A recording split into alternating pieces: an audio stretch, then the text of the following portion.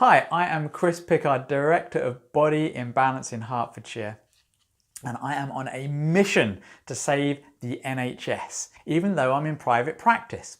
How am I going to do this?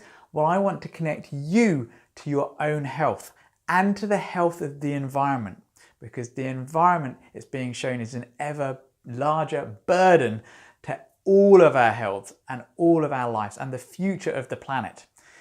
And if we want to save the NHS, it's all about stepping up and taking self-health responsibility and responsibility for the environment. Now, today, I am going to talk about or reveal the truth about the alkaline diet and pH testing, pH paper testing. Now, if you Google sort of the alkaline diet, you'll find there's lots of books, there's lots of celebrities all saying how wonderful it is and how it's amazing and you must alkalize, and it's all about making your body more alkaline. And then you'll see lots of skeptics and scientists and doctors saying that's rubbish because our body, it keeps the pH of our body absolutely stable. Our pH doesn't really change. If it does change a lot, if it gets too alkaline or too acid, it's death. It's lots of ill health. And the thing is, there's truth in both camps and there's a lot of misunderstanding in both camps, because the body does do everything that it can do to keep the pH of our blood and all the different tissues as they should be. And I'm going to step back and actually go to physiology textbooks now, because this is where if you really want to understand the alkaline diet, you've actually got to look at textbooks on physiology. And the preeminent one is Guyton's Physiology. And apparently Guyton, in one of his early editions, said the first step to either regaining or maintaining health is to alkalize the body. Now, he didn't actually mean keep it alkaline, keep it alkaline, keep it like. He meant keep feeding it things that allow you to buffer the acidity in your body. Let me explain. Now, our bodies have absolutely no problem creating a lot of acid. All you have to do is go out and exercise. Exercise is the most acid forming thing you can do. I mean, you can eat meat, you can eat foods that are acid forming in the body, okay, and they're going to have a bit of an effect in some ways, and in some ways they're not. I'll get back to that, okay. But really the most acid forming thing we can do is exercise, and we need to exercise, and exercise is good for us. So when we create all this acid, our body has to do something to make sure that the pH of all the different fluids in the body stays where they should be.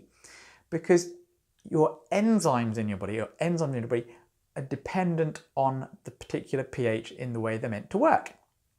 And if the pH isn't there, the enzymes don't work, processes don't work, your cells start to fail, health goes out the window.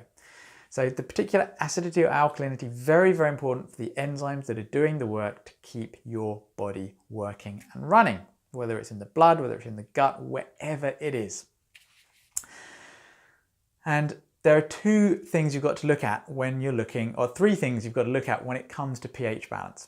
First of all, there's that acid buffering system, or the acid getting rid of system in your kidneys, okay? Literally peeing out and getting rid of acid. And that is your phosphate buffering. And then you have the buffering that happens inside your cells. And this is where a lot of the people with the alkaline diet craze, they don't realize this. They don't talk about this. But the most important acid buffering that happens inside your cells is actually proteins, okay? And things like hemoglobin in your red blood cells, and I think it's the amino acid histidine, are the most incredible acid buffers that there are, okay? And so it's not to do with eating fruits and vegetables. It's actually the proteins that you get from meat that can create acid. It's those proteins that you're getting from food that actually, even though they may cause acid outside the cell, inside the cell, they're massively important. And about 60 to 70% of your entire acid buffering of your entire body comes from proteins. However, when it comes to outside of your cells, your extracellular fluid, and this is where the terrain is important. And again, Guyton was all about the terrain outside the cell is really important. So acid buffering inside the cell, important, but perhaps the acid buffering outside is even more important. And that's known as your bicarbonate buffering system. And so yes, it has been shown that by taking bicarbonate of soda, it does actually improve this. But really we should be getting lots of fruits, vegetables, greens, powders. These things all help keep our body's bicarbonate buffering system working properly.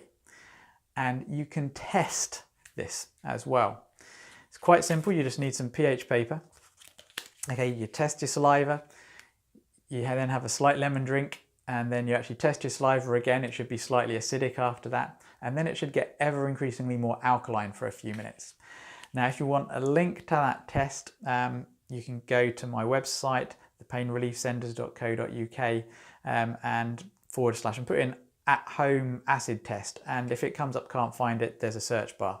I'll put a link to it. I think it's called the at-home lemon acid buffer test or something. I'll put a link to it anyway for you to teach you how to do that. But also, and again, you'll find a lot of people saying, measuring your urine pH and your saliva pH doesn't tell you anything. They're wrong. You look at the research on PubMed, it tells you a lot. For instance, if your urine is too acidic, now first thing in the morning it will be acidic, second time you pee or the third time you pee is better, okay? It should be ideally be about 7, okay, maybe 6.5, but if it's less than that, if it's sort of going more towards acid, 6.5, 5.5, then this is linked with obesity, decreased insulin sensitivity, and some other health problems, other metabolic health problems. And actually the pH of your urine after your first morning one is actually a great indicator of whether you're actually eating enough fruits, vegetables, and alkalizing minerals. And the pH of your saliva also tells you a huge amount, and there are perhaps reasons to try and change it as well. The most important reason, okay, is that the saliva of your pH is actually directly related to the levels in your blood of a very important molecule called adiponectin. And adiponectin is linked with massively reducing inflammation, and also higher levels are linked with being thinner, leaner, less likely to get diabetes, less likely to get heart disease. Lower the adiponectin levels, the more likely you are to be obese, have diabetes, get heart disease. And the pH of your saliva, the more alkaline it is, usually the higher the levels of adiponectin in your blood. And when you're looking at adiponectin, I mean, you're looking at a pH of 7 or above, 7, maybe 7.2, maybe 7.3, maybe 7.4 means great adiponectin. But if it's too alkaline for too long, it can also mean that you may be suffering from osteoporosis. Also, if you're too alkaline for too long, it may actually be linked with then creating some brain problems like Alzheimer's. So you don't want your saliva too alkaline for too long. Likewise, if it becomes too acidic, it's related to high levels of cancer, because cancer causes acidity, so it can be a warning sign. Okay, so it's not so much that the acidity causes the cancer, it's the fact that cancer causes acidity. But also it's related to depression as well. Obviously smoking actually lowers it. A lot of things that are bad for your life lower your pH into more acid realms. And again, for digestion, your saliva pH should be between about 6 and 7. Protecting your gums, it should be about 6.5 to 7. And protecting your teeth, you want it more 7 to 7.5. So you can see there's actually a range of different areas for your pH to actually still be healthy. So 6.8 can be healthy, but 7 or 7.2 is better for adiponectin. So there are times if you're really inflamed, if you're in a lot of pain, it's good to check your saliva levels and actually try and do things to bring that alkalinity up. It's a sign you're going to bring down inflammation in your body. Now, if you'd like more information on this, I have actually done a longer training on Facebook. So please follow me on Facebook. Find me, the Body Imbalance UK. You can also find me via, I think it's the group The Health Lab 7. So if you go into the search bar on Facebook, The Health Lab 7, request to join, and you can see our alkalinity and acid training in there. And also, if you would actually like a test kit, call the clinic on 01707 662 704, and we can send you more information on the test. We can send you a test kit currently we can do that for probably about a tenner. Okay, thank you.